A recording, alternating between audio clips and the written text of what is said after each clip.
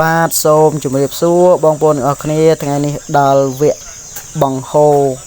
ទឹកត្រីចេញពីអាងតង់ហើយបងប្អូនបាទក្នុងមួយទឹកខ្ញុំបង្ហូរម្ដងបាទឃើញថាចំណេញបងប្អូននៅពេលដែលយើងចិញ្ចឹមត្រីដាក់ក្នុងអាងតង់ទៅពេលមួយទឹកយើងបង្ហូរម្ដងវាចំណេញបានទឹកបងប្អូនហើយទឹកហ្នឹងយើងអាចបង្ហូរវាដាក់ចូលទៅ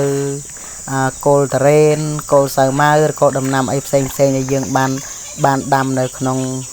ដីរបស់យើងណាបងប្អូនបាទអញ្ចឹងឃើញថាតារ៉េនរបស់ខ្ញុំផ្កាច្រើនណាបងប្អូនអញ្ចឹងតាមពិតទៅបើយើងស្រោចតែតារ៉េនតាមមុខក៏វាល្អដែរតែគ្រាន់ថាបើយើងថែមត្រីមួយទៀតយើងចំណេញបានត្រីហើយចំណេញបាន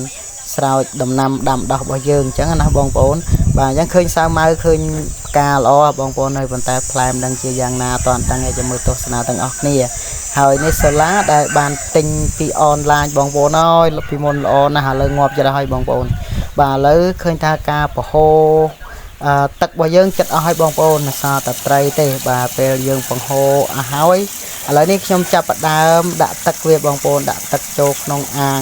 តង់របស់យើងម្ដងទៀតបាទដើម្បីឲ្យវាបានទឹកថ្មីទៅត្រីវាអត់ងាប់ទេបងប្អូនហើយត្រីវាធំធាត់ល្អណាស់ហើយការដាក់ទឹកនេះហើយមានកម្ពស់3ទឹកបងប្អូនកម្ពស់ទឹកមាន3ទឹកបាទអរគុណបងប្អូនដែលទស្សនាវីដេអូនេះបាន